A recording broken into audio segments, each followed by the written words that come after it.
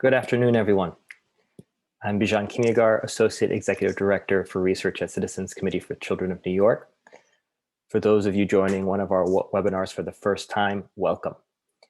Citizens Committee for Children is an independent and nonpartisan child advocacy organization. We combine public policy research and data analysis with citizen action to engage policymakers, service providers, and the public at large to promote practical solutions that ensure every New York child is healthy, housed, educated, and safe. In today's webinar, we will share a new data resource that examines barriers to child and family well-being in each of New York State's 62 counties. The analysis examines data across 6 different domains of well-being and reveals that even before the COVID-19 pandemic, far too many children across New York State experienced poverty, housing insecurity, health risks, educational opportunity gaps, and other conditions that challenge their right to thrive and live healthy, productive lives. While it is true that children and their families in some counties are more likely to face multiple barriers to their well-being, we find evidence that demands addressing barriers to child and family well-being in every part of the state. I want to remind all of you that while you may be muted during the presentation portion of the webinar, you are essential to this conversation. Please put your thoughts, comments, and your questions in the chat or the Q&A form throughout the presentation, and we will address them during the discussion today or follow up via email. I also encourage you to join our e-Action network to receive updates when we release new research and policy advocacy resources, and engage with us on social media. We are on Twitter, Facebook, and Instagram at CCC New York. Next, I'd like to introduce my colleagues who will be speaking during the webinar today. So in addition to myself, we have Sophia Halkitis, Data Analyst on CCC's team, Raysa Rodriguez, Associate Executive Director for Policy and Advocacy, Alice Bufkin, Director of Policy for Child and Adolescent Health, and Daryl Hornick-Becker, Policy and Advocacy Associate. During today's webinar, I will take a moment to share the need for examining child and family well-being in New York State and some details about the methodology. Sophia will share a summary of the findings for the Well-Being Index overall, as well as in each of the 6 domains. And Raysa, as well as Alice and Daryl, will share CCC's policy priorities to advance child and family well-being in New York State. Next slide, please. So since 2016, CCC has released an annual index which ranks New York City's 59 community districts across 18 indicators of barriers to child and family well-being. And because CCC also engages in advocacy statewide, in addition to advocacy in New York City, these county-level data that we're offering today are opportunities to identify common needs and advance shared statewide advocacy goals. Also, the county-level data offer important baseline information for how children and families statewide were faring before the pandemic and economic downturn that we saw in the last year. On our methods, the data in this index mirror our index for New York City in many ways, if you're familiar with it. Many come from the same source or the statewide equivalent. All of the data are from before the pandemic, but throughout the report, which we will link to later today, we identify more recent data collected as part of the Household Pulse Survey throughout the last year. We used 18 indicators at the county level, 3 in each of the 6 domains of well-being, which Sophia in her portion of the presentation will cover in more detail. We scaled the data for each indicator using a min-max normalization and averaged these values using equal weighting to create an overall composite index score, as well as domain index scores for each of the 6 domains. We ranked and categorized each county in overall or in the domain index into quintiles corresponding to one of 5 categories of risk: highest risk, moderate high risk, moderate low risk, and lowest risk. And where the county is ranked number 1, it is in the highest risk category. And where the county is ranked 62, it's in the lowest risk category. At this point, it's my pleasure to pass the baton to Sophia, who will share more on the report finding and its details. Sophia. Hello, everybody, and good afternoon. My name is Sophia Halkitis, and I'm a data analyst at CCC. and had the pleasure of conducting much of this, authoring this report. And so I'm going to jump into the findings for the report and for each domain. And you can feel free to access the report and follow along using this link, or may find the PDF on our website. And so with that, I'm going to jump into the overall index scores and ranks. So as Bijan mentioned, this analysis is really strong at comparing community level risks among counties to one another, relatively to one another. And so this gives us a great broad stroke understanding of where families and children in New York State face multiple barriers to well-being. And this overall score really shows us how counties did across the different domains that we looked at. And so some things that I want to point out in this 10 highest and 10 lowest scores overall is that we know that these are, county level data, and they likely are masking demographic and geographic disparities that exist within counties. So that's one thing that we want to note about using data at this level. And, the reason why we did so was because they're reliable data that would allow us to relatively get a broad stroke understanding of where these risks concentrate. And so what we find is in the highest risk categories, that Bronx County is the only county that actually ranks in the highest risk category in this overall category, as well as in several of the domains. So again, a strength of this analysis is that it compares counties to one another. And what we found is that the Bronx County, much of the data is much higher or lower than averages for the state. And so its values diverge so significantly that it is actually the only county in the orange color, this highest risk, the most barriers to well-being category. We also found that several counties rank in the moderate risk category, and specific data points as we go through the domains will point to barriers to well-being, even in these counties that are ultimately ranked in the lowest risk category. And so I'm going to move along to the economic security domain, where we looked at 3 indicators. So we looked at the share of children in poverty, the median income for families with children, and the share of families with one or more parent in the labor force here. And so the chart is showing us sorted by poverty rates, the county distribution. And so we saw that counties in the highest risk or the moderate high risk categories had much lower median incomes compared to counties in the lower risk categories. And so you can see here that in all of these examples listed on the screen, again, these are the top 10 or 15 counties rather with the highest child poverty rates. All of these counties are above 20%, while the labor force participation for almost most of the counties is above 90% for families. And then you also see this vast distribution of median income for families with children across the table. And so overall, we found that child poverty affected 800,000 children across the state, despite this very high labor force participation for families. And many counties had child poverty rates above the statewide average of 20.6%, while also, again, having this 90% family labor force participation.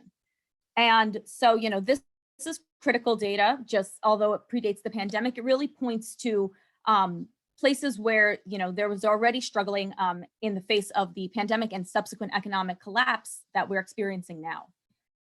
And so these effects trickle down into the housing domain. And for housing, the indicators that we looked at were the share of renters who pay more than 50% of their income on rent, which we refer to as rent burden. We looked at the share of renters with more than one person per room, which we refer to as rental overcrowding. And last, we looked at the share of students in temporary housing, which is students who experienced any form of homelessness in the 2017-18 school year, which included living doubled up in hotel or motel, in shelter or unsheltered. And so what we found here is that 26 out of the 62 counties have more than a quarter of all of their renters paying more than half of their income on rent. We found that over 900,000 renters in the state were in this category called severely rent burdened. And then we have this table here to show the distribution of those specific data points for the counties with the highest rent burden. And so here we could see that all of these counties have over a quarter of their population severely rent burdened, including some of the traditionally lower risk counties throughout the report. We found that in counties ranked in these highest risk categories, the orange hues in the report, The percentage of people who lived with more than one person per room was triple that of the counties in the lowest risk. So again, you can see that distribution despite really high rent burden overall.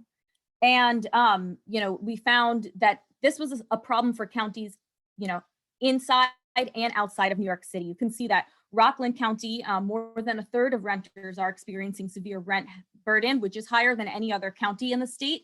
And additionally, 15% of renters live with more than one person per room, which is also the highest across the state. And so this is just, critical in light of the housing security that we're facing in our city and state now, in light of the pandemic and, and much before it. And so I'm going to move on to the health domain. I know that we're receiving a few questions or comments, and I just want to share for those who might be turning in late that we will absolutely try and answer everybody's questions after I make through these data slides from the rest of the report. So for the health domain, we looked at health data for 2017 that came from the Department of Health, and this was different from the rest of the report, which utilizes 2018 data, just due to what was available at the time and data lags that existed from the State Department of Health. And so the indicators that we looked at were infant mortality rate per 1,000 live births. We looked at the share of babies born at low birth weight, which is less than 5.5 pounds. And we looked at the share of children without health insurance. And in this domain, we found that more counties were in the highest risk category in health than in any other domain. Very few counties were in those lower risk categories. And we looked deeper at the data, and we saw that health insurance, where New York State boasts one of the lowest health insurance in the nation, that health insurance varied quite significantly across the state, with many small counties potentially needing intervention on health insurance coverage for children.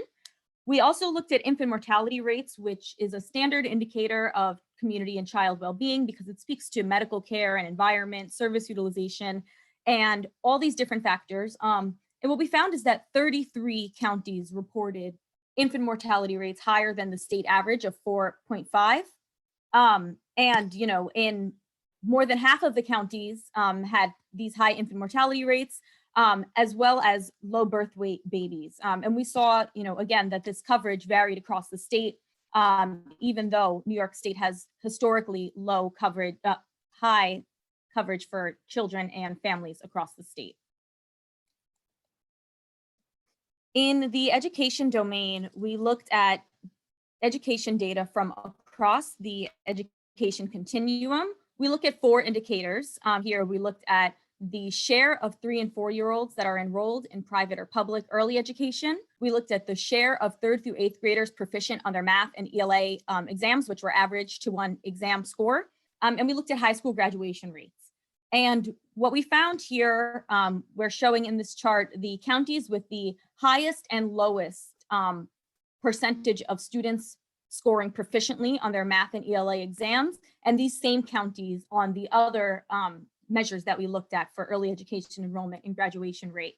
And we found that there's very few counties in this domain that were in the lowest risk category.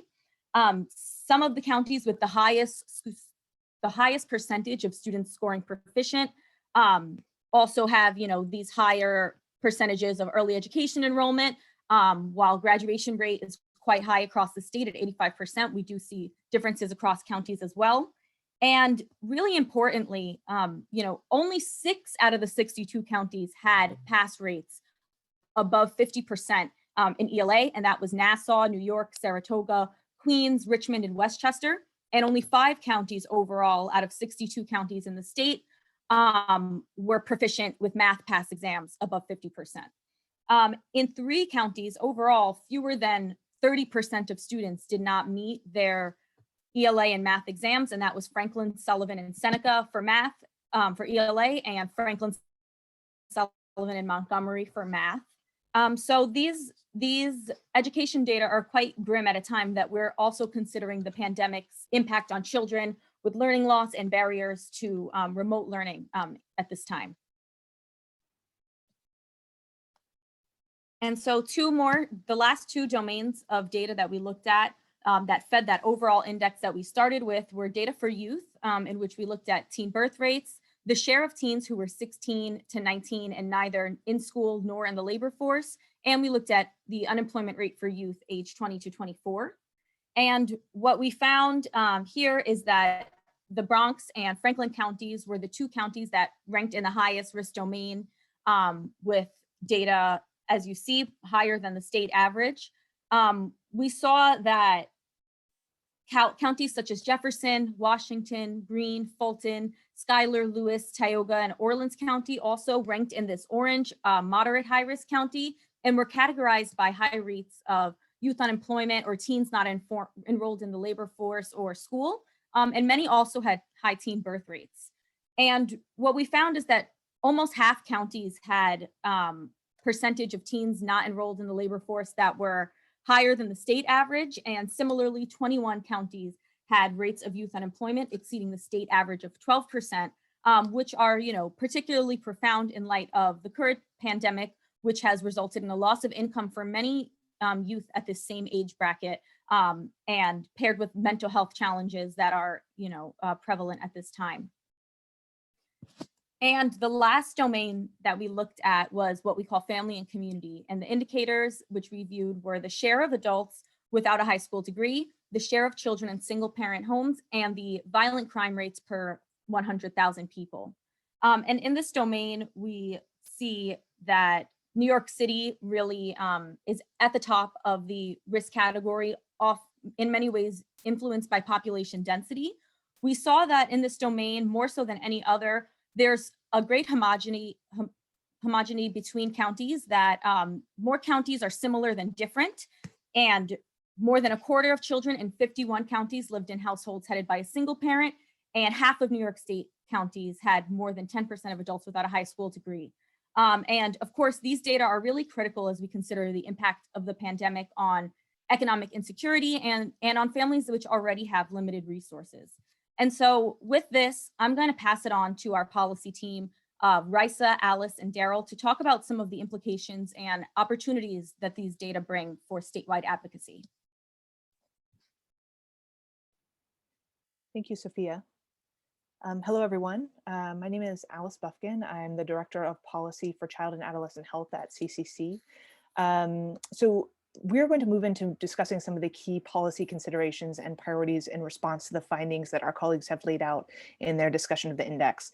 And I think we first need to acknowledge that while we are going to speak to you about select priorities in relation to keeping children healthy, housed, educated, and safe, we do, of course, view all these areas as interconnected. So we can't have healthy children if they don't also have safe housing, high quality education, and safe environments to grow up in.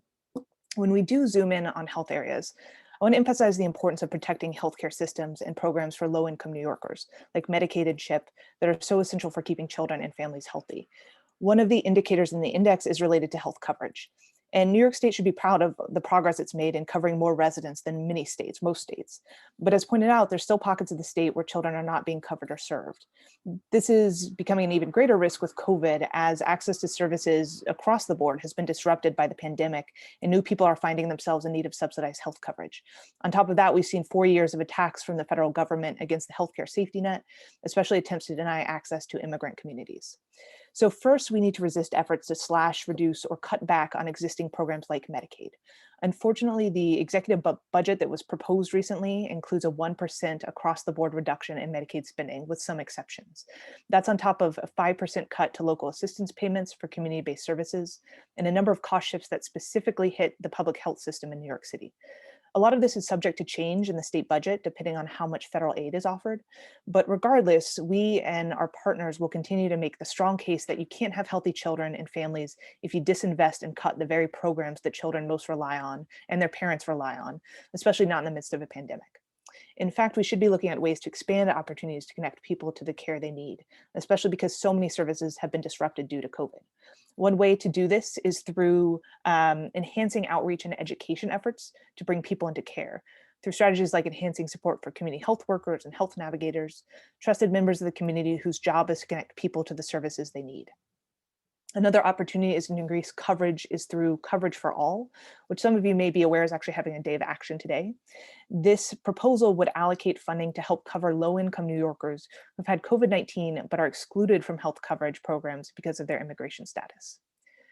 Another primary indicator that was discussed in the index is around infant health. We all know that the well-being of infants is an enormously strong indicator of well-being overall. And while New York's infant mortality rate has decreased over time, we still see pockets where rates are more than double the state rate.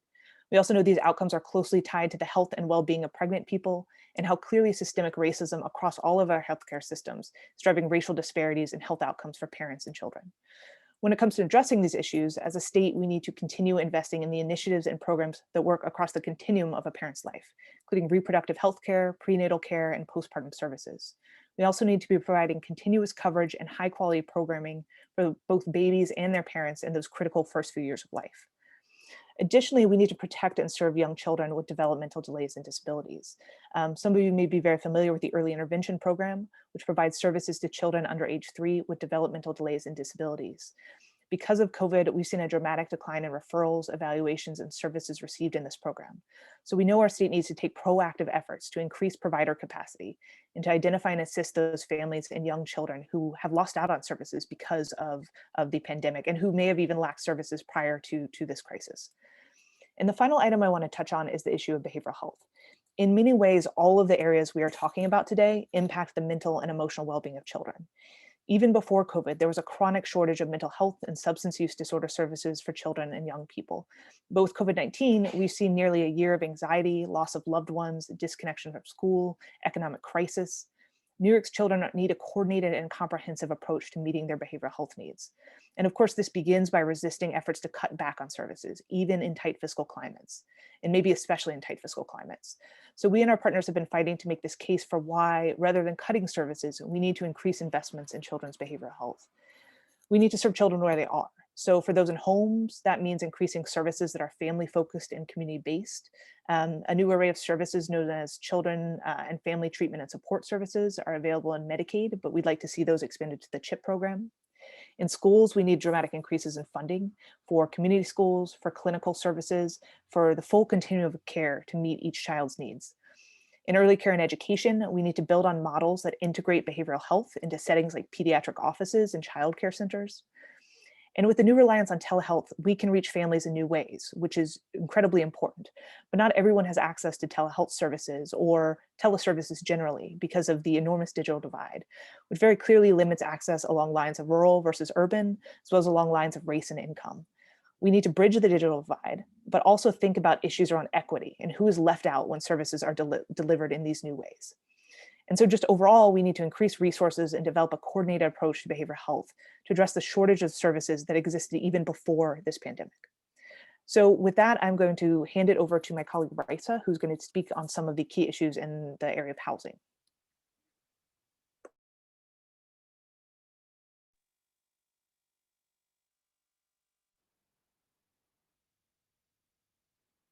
Thank you, Alice.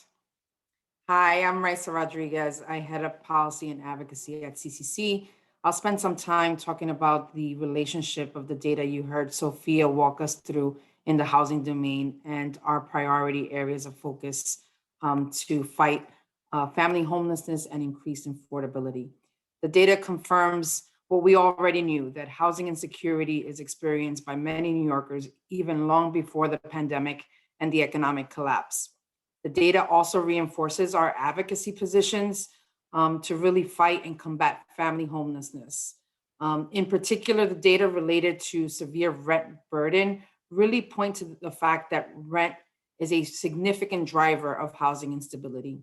For this reason, much of CCC's advocacy, even before COVID, and now as we turn to recovery, has been focused on and continues to focus on rent assistance, both in the short term and the long term. Recent data confirms also that too many households with children are having a hard time making the rent and even have greater lack of confidence in paying rent in future months. And so we continue to push for extension and moratoria of evictions and pointing to elevating the effectiveness of subsidies at preventing homelessness. For this reason, we continue to elevate the need for investments in a statewide rental subsidy program. In addition, all the while being vigilant on continued commitment and expansion for affordable units. We cannot combat housing insecurity without a effective pipeline of affordable units for families with children to address the affordability crisis. So with that, I'll turn it to Daryl, who will walk us through policy implications in the education domain. Thanks, Raysa. So hi, everyone. I'm Daryl. I'm a policy associate, and I handle the education work for CCC. So I think as we saw in the education domain of the index, the three measures were early education, test scores, and graduation rates, which were really driving some counties kind of up the risk rankings. And we know that in education, test scores and graduation rates are limited measures of academic performance, but by any measure, what we believe is that first and foremost, improving academic outcomes starts with school funding. And unfortunately, at the state level, school funding is a battle that we just have not won yet. Over a decade ago, and this is probably familiar to many of you, New York State was court ordered to fund schools a significant amount of more money than they were in their state budget because they were ruled by a court to not have provided a sound and basic education. But since that ruling, which was about $7 billion that was owed to schools, the state still owes about $3.8 billion in what we call foundation aid or state funding for schools. So the state already kind of had this track record of underfunding schools. Fast forward to COVID and the fiscal crisis that we're in right now, and the state has stopped increasing its support for schools. Last year's school funding in the state budget was completely flat from the year prior. And they actually took federal stimulus money that they had and they swapped it out with state cuts, cutting the amount that the state provides and just replacing it with federal dollars. This year in the executive budget that the governor has proposed, they're doing the exact same thing, but on a larger scale. So they're replacing about $2 billion in state cuts for schools with about $3 billion in federal dollars that they received from the stimulus that was passed in December. So while that does result in a net increase that we're seeing in the budget, it's still not giving schools what they deserve, far from it, actually. Also, very importantly, is that when we do kind of do this supplementation of federal dollars, those federal dollars are all one-time only, right? We only get them this year. And so all these state reductions are sending us down a road of long-term state reductions and much further away from the foundation aid that we needed before COVID. So on that level, what we're advocating for this year is to restore those cuts, to stave off those reductions, and to really deliver schools the full federal stimulus dollars that are meant to be allocated for them, for all the heightened costs of education that are happening right now during COVID, whether that's remote, whether that's increased staffing, whether that's mental health supports in schools, to make sure schools are getting the actual dollars that they need. The other high risk driver that we saw in the education domain of the index is that low early education enrollment, especially in rural counties and especially in counties outside of New York City. The bad news in early childhood education at the state level is that New York has long underinvested in childcare, especially childcare subsidies, which is how we can expand access and make childcare affordable for low-income families.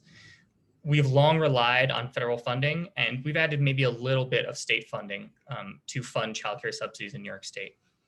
The good news is that the several federal stimulus packages that were passed last year, so first the CARES Act and then the Supplemental Stimulus Act that was passed in December, have both included significant childcare funding.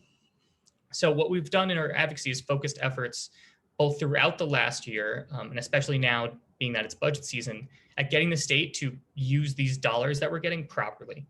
And what we'd like to do with those is do temporary assistance measures, which we'll talk about, but more importantly, to make substantial building block investments and structural investments in the childcare subsidy system in New York itself. So first, that means providing counties, and what we're asking for is at least $370 million. And for reference, the state got $450 million in childcare funds in the December stimulus alone, to make the childcare subsidy system more equitable, to limit unfair eligibility variations across counties and communities, to prioritize families with the greatest need. And specifically, they should be used to increase subsidy eligibility for childcare subsidies to at least 85% of the state median income, reduce parent copays to no more than 10% of income over the federal poverty line.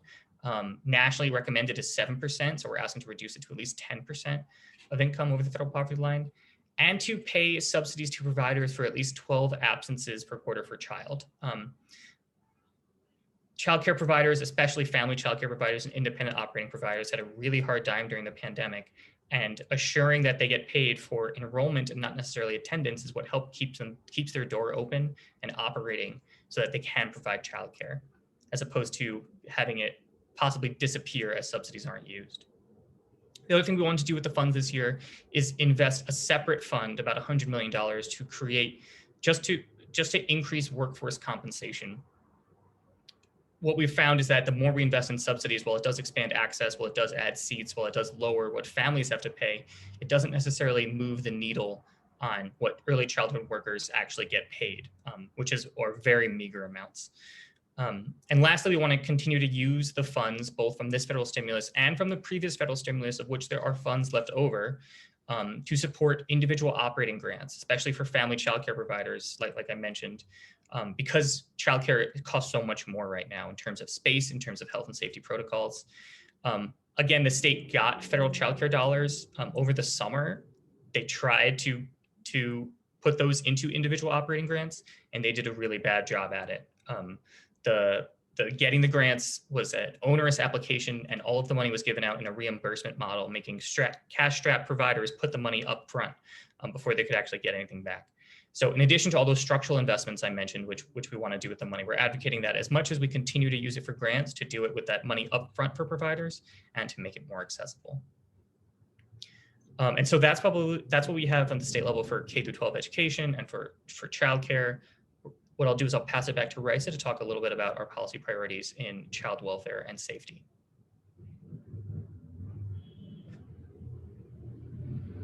Thank you, Daryl. So there are a number of domains that Sophia walked us through that really compromise child safety. I would say the data in youth and family and community domains in particular, as well as the data in the economic security domain, reinforce several of our policy priorities to keep children safe and promote family stability. The data point to the need to protect investments, particularly now, as we're still grappling with the impact of COVID and the economic collapse, and families and households' needs are heightened. This is a time to protect funding and services that can support families during a crisis. Unfortunately, this year, at the worst time imaginable, the proposed state budget would cut resources for child welfare prevention services that simply keep kids safe, whether it's through emergency cash assistance, childcare, reducing hunger, counseling support. This funding stream is vital also for meeting the needs and supporting youth who are court involved. So our advocacy this year, like in other years, has been laser focused on protecting this service, this reimbursement for funding stream that really localities are so dependent on to meet the needs of children and youth. In the area of economic security, our continued work to cut poverty really is aligned with so much of the data that Sophia walked us through. This year, we continue to work with partners to advance state legislation that aims to reduce child poverty in half in 10 years. And we continue to elevate proven policies such as the expansion of the earned income tax credit, child care tax credits, and other measures to make childcare more affordable, such as the ones that Daryl walked us through. With that, I think we have time to cover a range of questions from you all.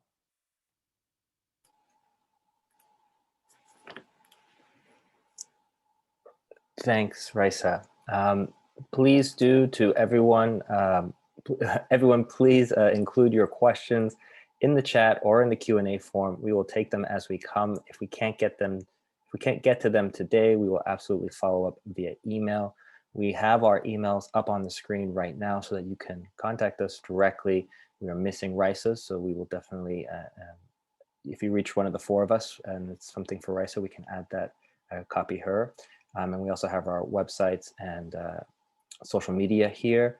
I wanted to take a moment just because we do have an e-action for early intervention that's on CCC's main website. We can put a link to it here in the chat, and because it relates to some of the components that Alice was mentioning, I'm hoping, Alice, you can speak to some of the current e-action that's on relevant to early intervention.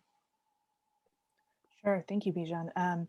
Yeah, so I mentioned to folks that one of the many areas we've seen a real disruption in services has been in early intervention, and we've found recent data at both the city and the state, at the New York City and the statewide level, showing that there has been, over the course of COVID, and particularly during the peak of the pandemic, decline in referrals and evaluations and services received by very young children and their families. And so we, and along with many of our partners at the state level, are advocating for a number of proposals. Some are related to having more of a insurer commitment that commercial insurers are paying sort of more of their fair share into the program. Some are around making sure that we have a better way to assess and set the rates, because we know that there are enormous disparities across the state in who is able to access services and who isn't. And some of that is driven by rates that are too low, as well as rates that do not accommodate for the specific needs of different communities. And we also want to see and find ways for the state to take proactive efforts to address what we know is happening, which is children and families have fallen out of services at that really critical window of life in those first 3 years of life because of the pandemic. Many of them, may have struggled to get care even before this, but especially we're seeing now an escalation of that. So I'd encourage folks to check out that Take Action and submit, whether it's on social media or a letter to your elected leaders. But I'd also say stay tuned for other alerts, because I know we'll be having some very soon around issues around children's behavioral health. I know we will be having some Take Actions in relation to federal advocacy to really sort of provide more really essentially needed funding for our state and our localities to address the impacts of this pandemic. So I'd really encourage you all to sort of sign up for the action alerts that CC does to stay connected with the work we're doing, but also the great work a lot of our partners are doing as well. And we got a question regarding, do we know yet if children have missed regular immunizations during the pandemic? The answer is very resoundingly yes. We know that while it's a little trickier to get sort of state level and certainly more local level data that's really easily available at the public level, we certainly know that New York, along with the rest of the country, has seen a decline in well child visits and immunizations and dental screenings and mental health screenings, all of those things that we understand why families did not want to come into sites to get those services in the peak of the pandemic. So it's very understandable why we've seen these declines, but we're now at the stage where we need to figure out what we need to do to find those families who have lost access to certain services or haven't had their regular visits, and what can we do to sort of proactively reach out to them. So I think that ties into some of the issues raised in the index, but really pointing to the need to enhance the outreach efforts of the state and to really do some of these targeted outreach efforts around immunizations, around dental services, around child welfare, child screenings, and well child visits. And I think we may have had another question that I'm going to pass along to my colleague Raysa, if in regards to some of the advocacy efforts coming up. And I just want to jump in real quick. Alice mentioned several things to keep abreast of. If you're not already part of our eAction network, we'll put a link in the chat so that you can sign up for it. So need not fear, if you are not yet receiving updates from us, you will shortly.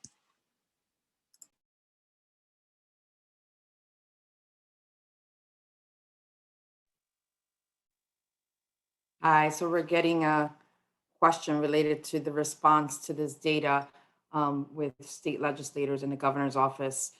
We've been engaged in several meetings with the speaker's office, with other legislators, and with the executive branch, really increasing awareness of these risk factors across state counties.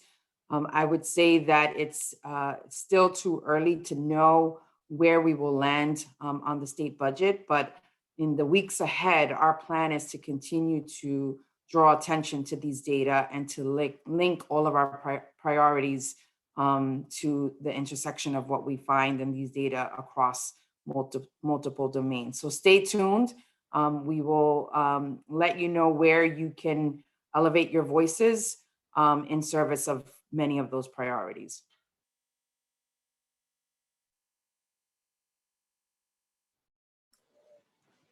Thank you, Raysa.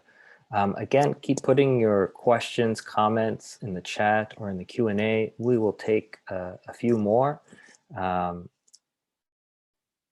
if there's one of the things that we're hoping to do too is to continue to keep everyone up to date as we go through this budget season. We will be having, in addition to the state index, there was a question privately around how does the information for specific community districts in the Bronx, for example, stack up. We do have a city index that we produce annually. This is what helped us prepare for the state index that we've reported today. And keep an eye out for this in the coming weeks. We'll be releasing a new version. If you sign up for our eAction network, you will receive it in your inbox the day that we send it out. So if I can have a little bit of help from colleagues, there's a few questions. Daryl, there's one question on, will early learn schools be penalized for having low attendance by Head Start in the DOE? Can you tackle this one? Maybe you can frame the question in more detail and then provide your analysis. So in terms of early learn providers being penalized, so last year when a lot of students were, when schools went remote, when a lot of students were disenrolling, or that young children in terms of attendance was a lot lower, they weren't necessarily penalized. Providers who contract with the DOE, so that's both Early Learn, 3K, and UPK, had their contracts guaranteed. In terms of how this could affect future contracts, I think we don't know yet. We know that the DOE is in the process of handing out new RFPs for center-based providers. And so in terms of how low attendance might affect those awards, I think we're gonna definitely keep a close eye on. But in terms of low attendance directly due to pandemic, they were mostly held harmless. Thank you for clarifying that. I think that these questions have been excellent, and more to come, clearly.